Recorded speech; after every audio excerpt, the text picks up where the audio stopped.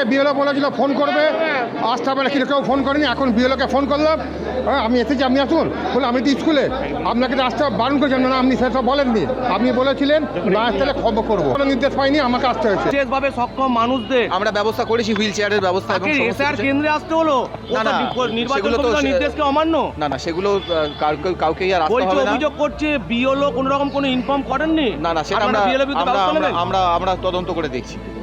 সব বাড়িতে গিয়েই করার কথা, বা যদি কেউ চলে আসে ভুলক্রমে, তখন আমরা ঘর থেকে নেমে এসে তাদেরকে গাড়িতেই বা কোনো কিছুতেই করে নিচ্ছি। হওয়ার কথা নয়, যদি কিছু ঘটে থাকে আমরা তদন্ত করে দেখছি।